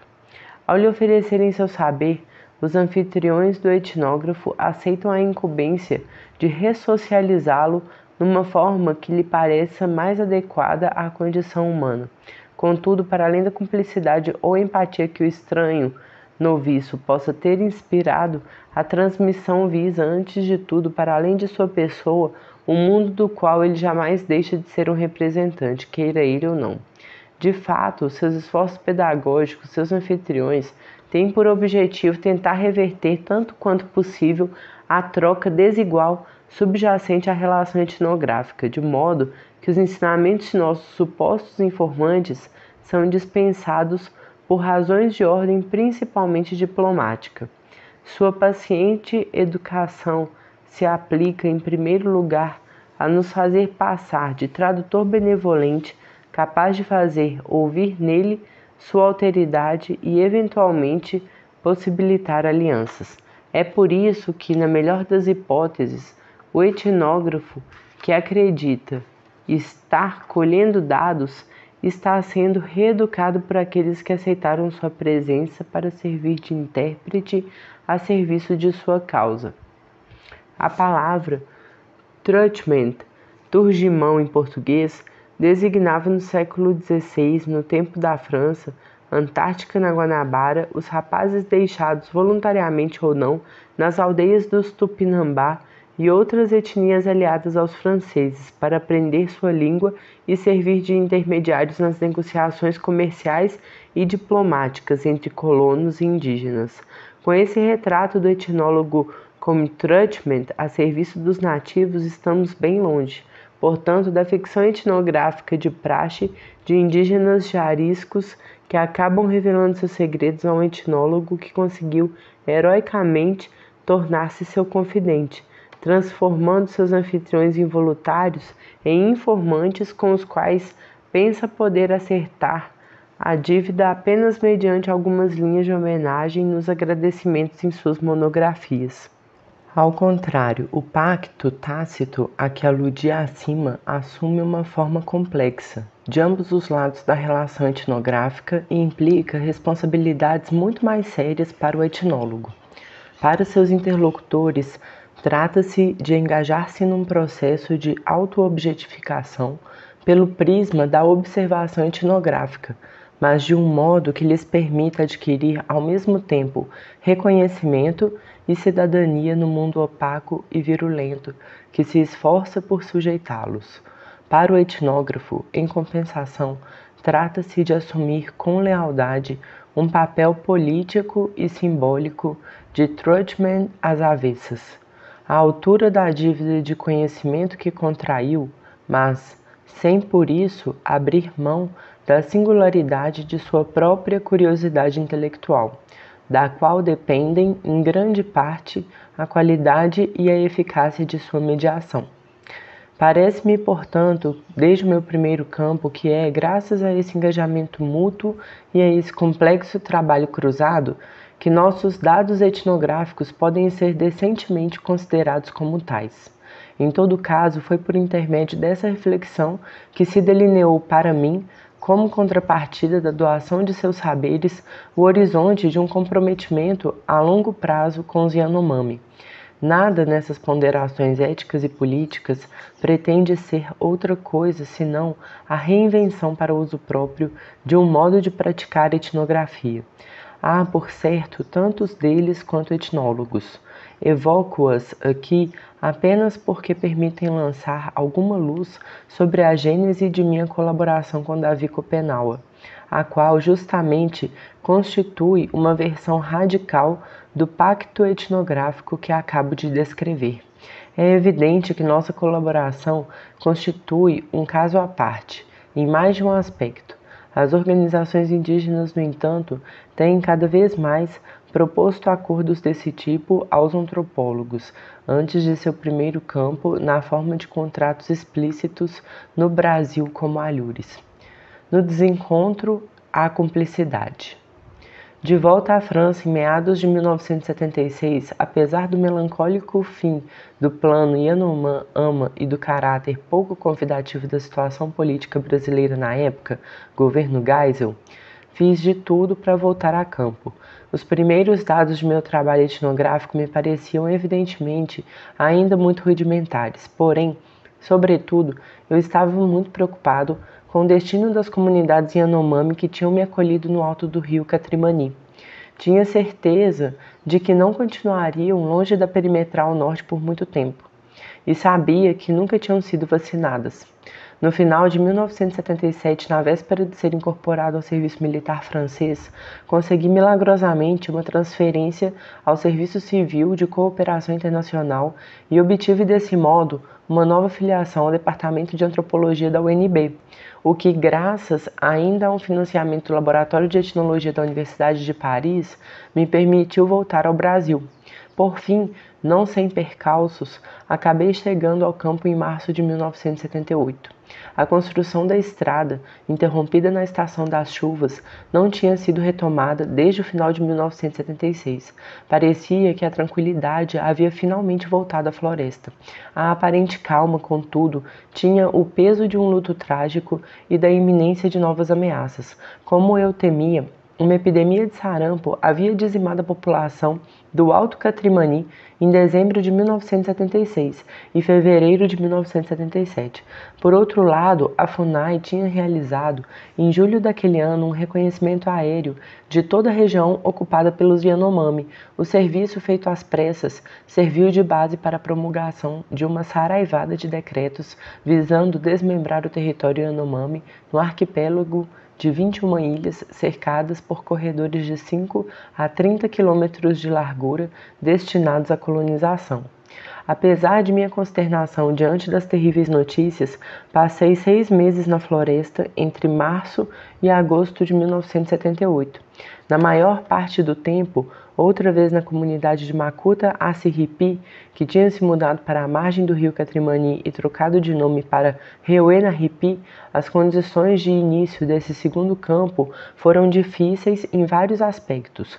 O novo bispo de Roraima, preocupado em impedir ingerências externas, tentou durante um bom tempo desestimular minha entrada na missão Catrimani, enquanto a FUNAI local se opunha com virulência à minha volta a campo em qualquer região da terra Yanomami. Quando pude finalmente retornar ao rio Catrimani, depois de superar esses obstáculos, aguardavam-me outras provações, físicas e psicológicas. A casa coletiva de Reuenaripi estava em construção, devassada entre todos os andaimes da casa. No local infestado de puins, era época de chuva, cobertos de coceiras na lama e na umidade constante. Porém, pior que tudo, meus censos foram revelando aos poucos que pelo menos 68 habitantes do rio Catrimani, dentre os quais muito conhecidos e amigos, tinham morrido na epidemia de sarampo do ano anterior. Finalmente, depois de documentar essa tragédia, comecei uma nova pesquisa etnográfica sobre os ritos e a cosmologia Yanomami, que tinha projetado enquanto eu trabalhava no material colhido no primeiro campo. Uma abordagem séria e pormenorizada desses temas me parecia ser o único modo efetivo de remediar a aridez de que então padecia a maior parte dos estudos sobre organizações sociais ameríndias. Os dados resultantes seriam a base do material de minha tese de doutorado, redigida anos mais tarde, depois de várias outras estadias entre 1979 e 1985 no rio Catrimani e em outras regiões do território Yanomami. A curiosidade febril que sustentava meu projeto intelectual e a disciplina diária exigida pelo trabalho etnográfico ajudaram-me a suportar as condições adversas que envolveram esse segundo campo. Passados 6 meses, porém, precisei deixar a comunidade de Makuta Assiripi em razão de uma labirintite muito desconfortável, para a qual certamente contribuíram as tensões e o esgotamento físico. Assim voltei em setembro de 1978 para Brasília, onde me hospedou uma amiga, intrépida, rebelde jornalista no Jornal de Brasília e depois da Folha de São Paulo, Memélia Moreira. Lá me encontrei um belo dia com Cláudia Andujar, extraordinária fotógrafa apaixonada pelos povos indígenas que tinha começado a trabalhar na região do rio Catrimani em 1974. Redigimos juntos um primeiro documento contrário ao projeto militar de desmembramento das terras Yanomami. O convite dela foi encontrá-la em São Paulo, onde, junto com Carlos Aquini, irmão católico e missionário fora do comum da missão de Catrimani, elaboramos o projeto de uma vasta reserva territorial Yanomami contínua antes de lançarmos no Brasil e no exterior uma campanha de opinião pública contra a iniciativa etnocida da ditadura militar. Naquele final de 1978, ocorria em São Paulo uma impressionante mobilização política e midiática contra o projeto, levado a cabo pelo governo Geisel, de expoliação das terras indígenas, projeto esse disfarçado de decreto de emancipação dos índios aculturados. Esse movimento de protesto sem precedentes marcou a conjunção entre o movimento indígena nascente e setores intelectuais, advogados, jornalistas, acadêmicos, engajados na resistência à ditadura militar. Então, em sua fase de declínio, foi nesse contexto político que Cláudia Andujar, Carlos Aquini e eu criamos a Comissão Pró-Yanomami, CCPY, com o apoio incansável de Beto Ricardo e vários outros amigos paulistanos, uma ONG que lutaria durante quase 3 décadas para defender os direitos Yanomami, até que estes fundassem sua própria associação, a Utucara, Associação Yanomami, presidida desde a sua criação em 2004 por Davi Copenaua. Em 1975, durante a minha primeira estadia no campo, não ouvi falar de Davi Copenaua. Recém-contratado pela FUNAI, ele estava trabalhando no alto do Rio Negro, muito longe das terras Yanomami em Roraima, onde eu estava, na época, a serviço do Plano Yanoama. Nosso encontro data do início de 1978, pouco antes da estadia em São Paulo que acabo de relatar. Aconteceu na casa coletiva dos Waka Tauteri, perto da Missão Catrimani. Durante uma grande festa rearru para a qual tinham sido excepcionalmente convidados os habitantes do distante rio Toutoube, região onde nasceu Davi Copenaua, este que atuava desde 1977 como intérprete no posto da FUNAI de Demini, a uns 60 quilômetros a oeste do rio Catrimani, não perdera a oportunidade de visitar os seus parentes. Davi Copenaua tinha então 22 anos. Vestindo camiseta e jeans justos, com os cabelos repartidos de lado e cuidadosamente penteados, taciturno e circunspecto, ele obviamente não se sentia à vontade no território da missão. O chefe do posto da FUNAI para quem ele trabalhava no Demini, Sebastião Amâncio, era responsável por um plano Yanomami criado para tomar lugar do plano Yanoama, cujos membros tinham sido expulsos com sua aprovação e contribuição sem dúvida no início do ano 1976. Esse funcionário da FUNAI estava, aliás, em conflito declarado com os missionários italianos do Catrimani. Na região onde ele tinha aberto o posto Demini em dezembro de 1976, no local do último canteiro de obras da Perimetral Norte, quilômetro 211, não havia nenhum índio, por isso se empenhava em atrair por todos os meios uma das comunidades Yanomami próximas da missão Catrimani, cujos responsáveis sonhava em expulsar. Devidamente doutrinado por esse sertanista xenófobo do posto Demini, Davi Copenaua me considerava, portanto, na mesma medida que os missionários, como um perigoso estrangeiro cobiçoso das riquezas da Amazônia, e tratava de se precaver do perigo mantendo distância. Sim, foi na missão Catrimani que eu o vi pela primeira vez, mas eu o conhecia porque tinha ouvido falar de você. Amâncio tinha me dito antes de sair: não se aproxime desses estrangeiros, eles são muito perigosos. Eles vão querer se aproveitar de você e roubar as riquezas de sua terra. Eles querem pegar sua imagem e suas palavras para trocá-las por dinheiro. Se você deixar, vão levá-las para longe e depois voltarão para pegar sua floresta. Fique esperto, preste atenção. Era por isso que eu me afastava e evitava falar com você.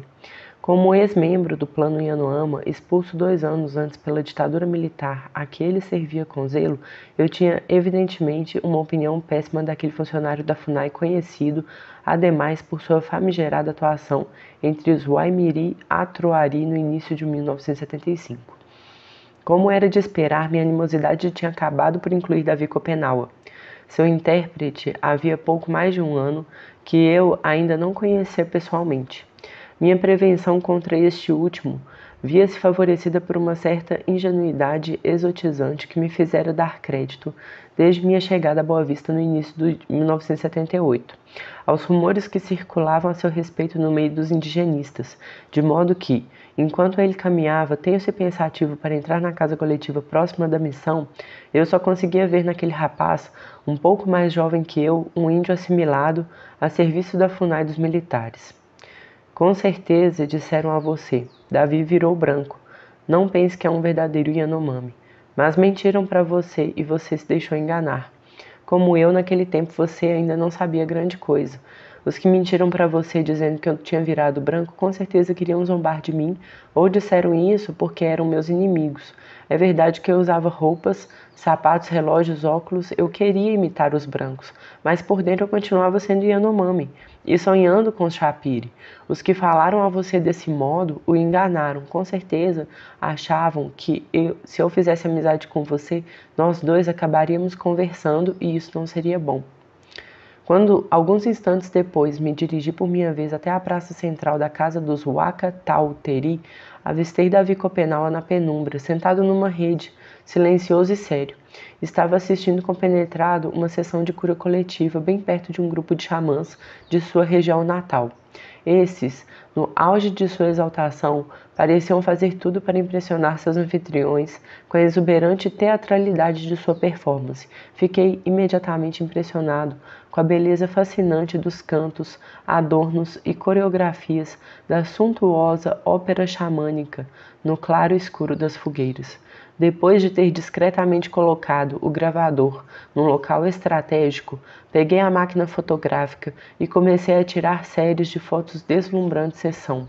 A que eu estava assistindo pela primeira vez, disparava seguidamente o flash, e a cada vez seus raios ofuscantes pareciam congelar os xamãs em cenas segmentadas na escuridão da casa coletiva.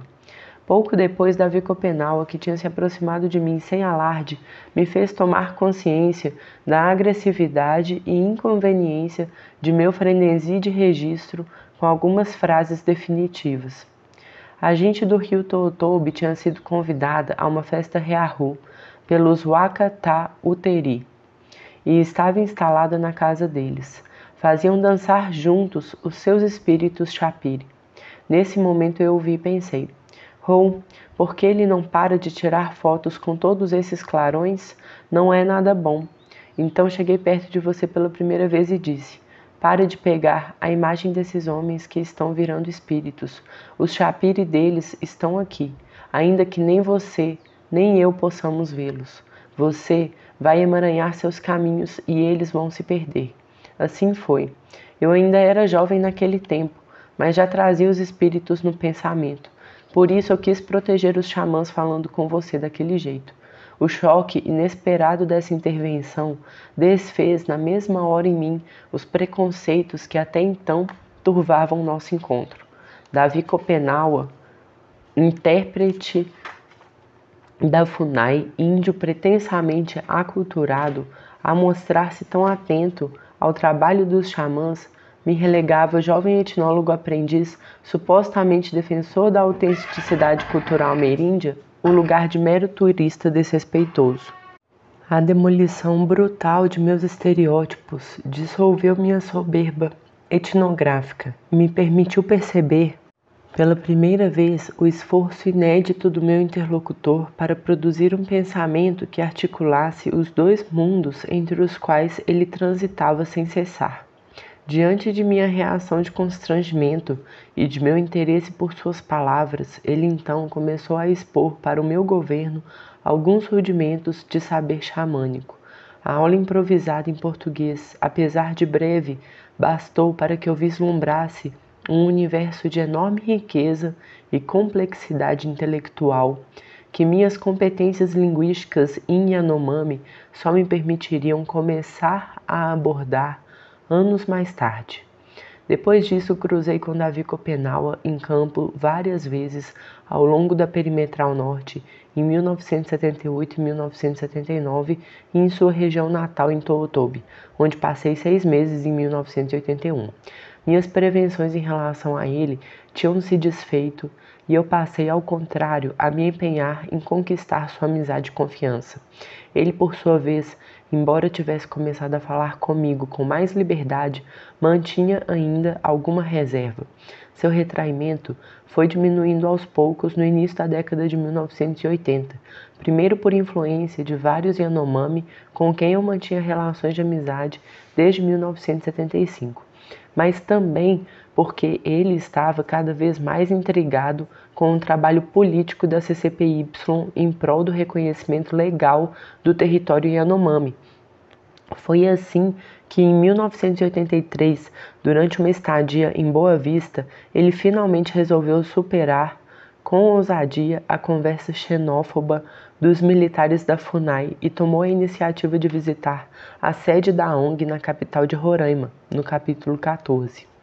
O gesto, precedido por uma cuidadosa observação de seus futuros interlocutores e amadurecido numa longa reflexão, já permitia pressagiar a enorme sagacidade, ao mesmo tempo audaciosa e ponderada, que sustentaria mais tarde toda a carreira etnopolítica de Davi Copenaua.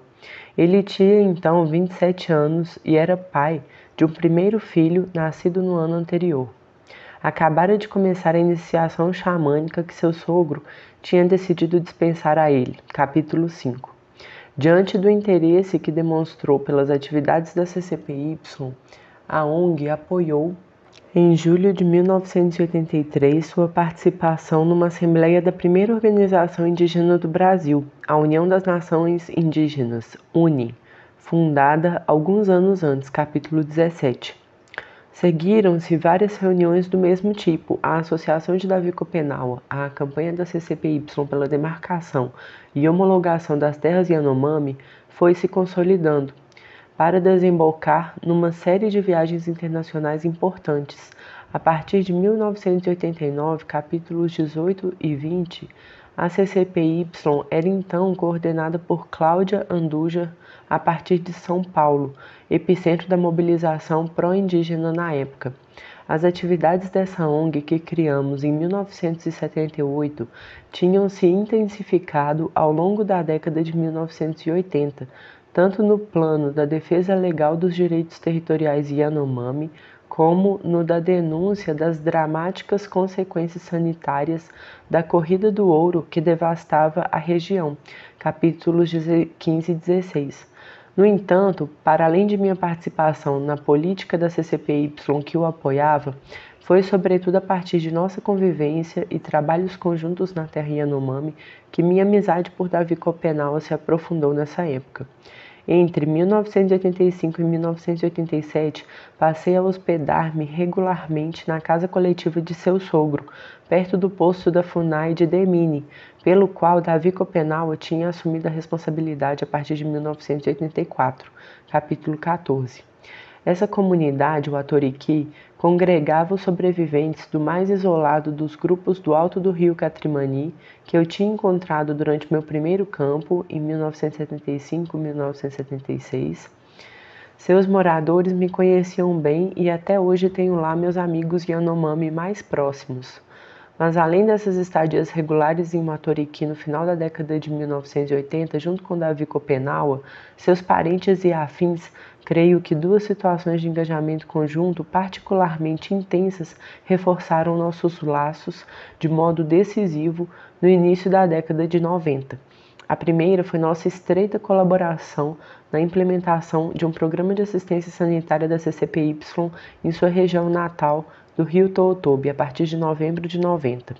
Trabalho realizado em paralelo com uma luta contra a influência nefasta dos missionários da New Tribes Mission na região. A segunda foi nossa colaboração com o inquérito da Polícia Federal e do Ministério Público em 1993 na apuração do massacre de Hashimu, no qual 16 Yanomami, na maioria mulheres, crianças e idosos, foram assassinados com selvageria por garimpeiros entre o Alto Orinoco, na Venezuela, e o Alto Mucajaí, no Brasil. Foi assim, no decorrer de diferentes episódios que marcaram a luta em defesa dos direitos Yanomami nas décadas de 80 e 90, que se formaram entre Davi Copenaua e mim a estima e a cumplicidade que constituem a base do projeto que desembocou na redação deste livro. Em 1991, numa entrevista concedida a Terry Turner, responsável por uma missão de investigação da American Anthropological Association, AAA, sobre a situação dos Yanomami no Brasil, ele descrevia sua concepção do papel dos antropólogos assim: só há dois antropólogos que nos apoiam. Um que não é brasileiro, chamado Bruce Albert, e uma outra chamada Alcida Ramos. Esses antropólogos vieram nos ajudar. Deram-nos seu apoio, escrevendo relatórios e divulgando-os. Bruce fala nossa língua e nos ajuda muito. Apreciamos o que ele faz. Ele trabalha para os Yanomami, ajuda os Yanomami e divulga muitas notícias a respeito de sua situação. Bruce visita a nossa região Yanomami orientais e Alcida vai para Awaris, Yanomami setentrionais. Quando eles chegam às comunidades onde ficam, os Yanomami contam a eles o que está acontecendo. Aí, Bruce e Alcida escrevem o que escutaram e mandam para os jornalistas, para que os outros brancos também fiquem sabendo. Assim é. Para isso são necessárias pessoas valentes, antropólogos corajosos que não se contentam em fazer a pesquisa e depois ir embora. Nós, índios, precisamos de antropólogos que tenham coragem, antropólogos que falem nossa língua. Precisamos de antropólogos que venham nos trazer notícias do que os brancos estão fazendo, do que o governo está dizendo, do que os governos estrangeiros estão dizendo. As aventuras de um manuscrito. No final da década de 1980, uma corrida do ouro sem precedentes devastava as terras Yanomami. Davi Copenaua estava profundamente abalado pela verdadeira catástrofe epidemiológica e ecológica de que seu povo era vítima e que lhe parecia anunciar seu iminente desaparecimento. Ele tinha começado a elaborar com seu sogro e mentor, grande homem de Uatoriqui, uma profecia xamânica sobre a fumaça do ouro, a morte dos xamãs e a queda do céu. Mas eu ainda não sabia nada a respeito. Minha entrada na área, como a de todos os meus colegas brasileiros, havia sido novamente proibida entre meados de 1987 e dezembro de 1989, pelos militares favoráveis à invasão garimpeira naquela região da fronteira. Era muito difícil naquele momento me comunicar com Davi Copenaua. No entanto, em 24 de dezembro de 1989, ele deixou para mim uma mensagem gravada em 3 fitas durante uma rápida visita a Brasília. A gravação foi feita em circunstâncias singulares. Davi Copenaua estava hospedado na casa de Alcida Ramos. Tinha acabado de assistir uma reportagem da TV Globo sobre o avanço dos garimpeiros pela terra Yanomami. Os jornalistas mostravam a considerável extensão de suas escavações ao longo dos rios e igarapés das terras altas da região, que devastavam sistematicamente. Chocado com as imagens de depredação apocalíptica do centro histórico do território de seu povo, Davi Copenaua permaneceu mudo e pensativo por um bom tempo. Por fim declarou em tom grave em português: "Os brancos não sabem sonhar. É por isso que destroem a floresta desse jeito."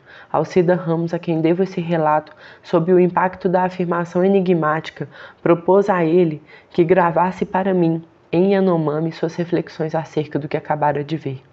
Eu estava então na França, para as festas de fim de ano, e logo voltaria para Brasília, onde morava havia 2 anos. Através dessa gravação, Davi Copenaua quis me transmitir seu testemunho sobre a situação trágica dos Yanomami e me lançar um apelo. Fez em sua língua um relato angustiado das doenças e mortes, das violências e estragos provocados pela cobiça desenfreada dos garimpeiros.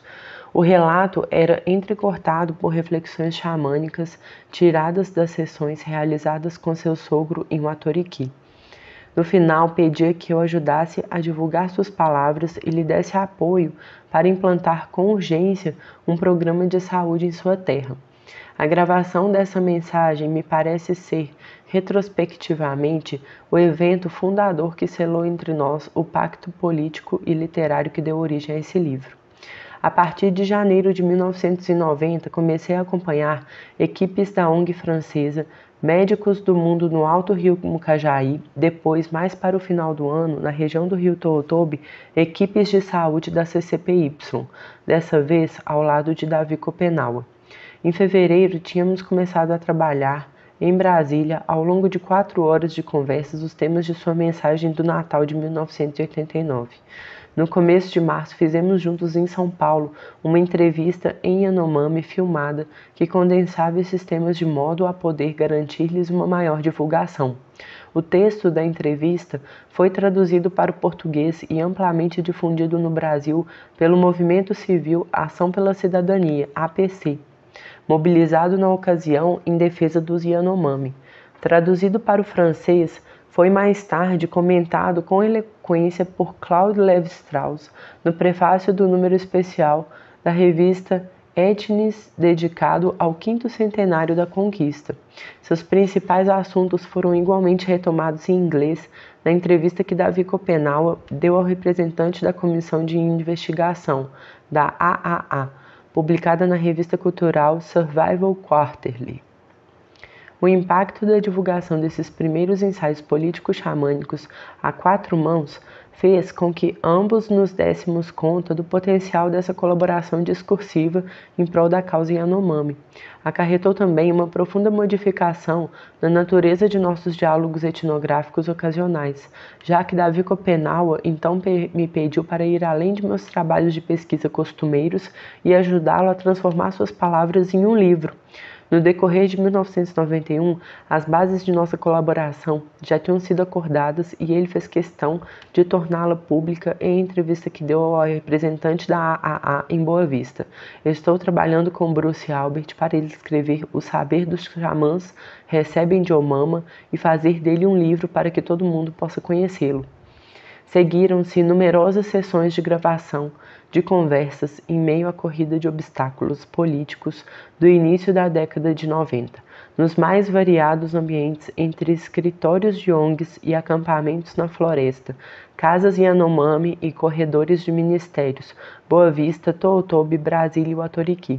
Terminei no começo de 1993, a toque de caixa, a redação de um primeiro manuscrito a partir de mais de 500 páginas de transcrições, 43 horas de gravação.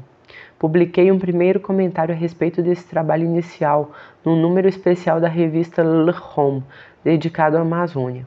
Mas esse primeiro esboço, escrito às pressas e tratando fundamentalmente do choque dos anos da Corrida do Ouro, me parecia insuficiente para fazer justiça à complexidade do pensamento de Davi Kopenawa e ao caráter excepcional de sua personalidade. Resolvi então retomar o trabalho sobre esse primeiro manuscrito para adensar os principais temas dos depoimentos originais de Davi Kopenawa com nossas gravações, suprir eventuais lacunas e esclarecer determinados pontos cronológicos, biográficos ou etnográficos. Iniciei ao mesmo tempo pesquisas documentais complementares que forneceram a matéria de muitas das notas deste livro. Sobretudo, decidi abrir uma nova linha de entrevistas sobre sua vocação e iniciação xamânicas que estavam, evidentemente, na base de todas suas elaborações político-cosmológicas recentes. Para traduzir os novos materiais com a devida precisão, fui levado a retomar uma pesquisa aprofundada sobre o xamanismo Yanomami, tema que eu tinha apenas resvalado em meus trabalhos etnográficos anteriores, mais voltados para a organização social e ritual. A partir de então, as gravações se sucederam ano após ano, na medida de minha insaciável curiosidade e de meu gosto provavelmente excessivo pelo detalhe. Enquanto isso, para me manter fiel ao nosso acordo de divulgação, durante a segunda metade da década de 90, continuei publicando, conforme as demandas e os eventos indigenistas, várias traduções de trechos das falas de Davi Kopenawa. Estando eu ocupado com diversas atividades de consultoria e a realização de um novo projeto de pesquisa, esse material complementar foi registrado ao sabor de nossos encontros e transcrito com o mesmo rigor que o anterior. Mas de modo bastante irregular, resultaram daí, sem contar as notas documentais, mais de 600 novas páginas de transcrição, 50 horas de gravação que, juntando-se ao corpus anterior, me obrigaram a reformular completamente o manuscrito inicial. Devo admitir que a imensidão da tarefa começou a me parecer difícil de vencer. Cada vez mais imerso nas sutilezas intelectuais e poéticas da cosmologia Yanomami, eu não conseguia mais libertar-me do fascínio que exercia sobre mim a interminável sucessão de minhas conversas xamânicas com Davi Kopenawa a respeito do livro. Revirado e reverso do outro lado das coisas, como dizia Antonin Artaud, estava começando a correr o sério risco de naufragar num inacabamento crônico.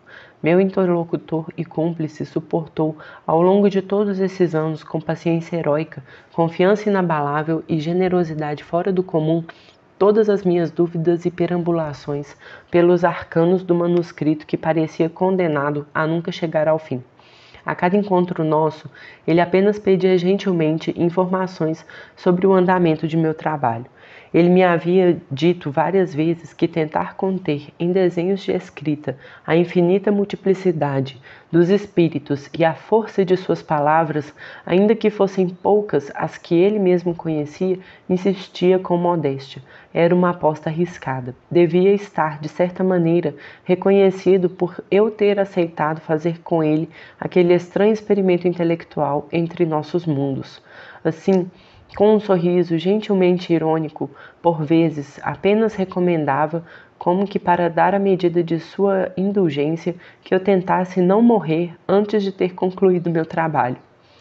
No final de 2000, encontrei em Paris Hervé Chandès, diretor da Fundação Cartier, por intermédio de Claude Andujar, cujas notáveis fotos dos Yanomami ele havia descoberto em 1998 na Bienal de São Paulo.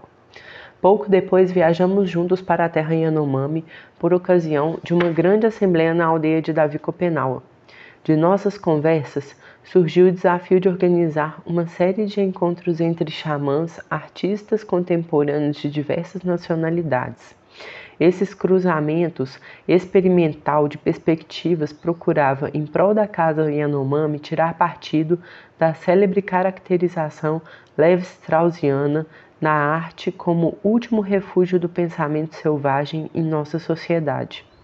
A exposição que daí resultou, Yanomami, l'esprit de la forêt, o espírito da floresta, ficou aberta em Paris entre maio e outubro de 2003. Publiquei no catálogo uma primeira versão do capítulo 4 de meu manuscrito, ainda inacabado.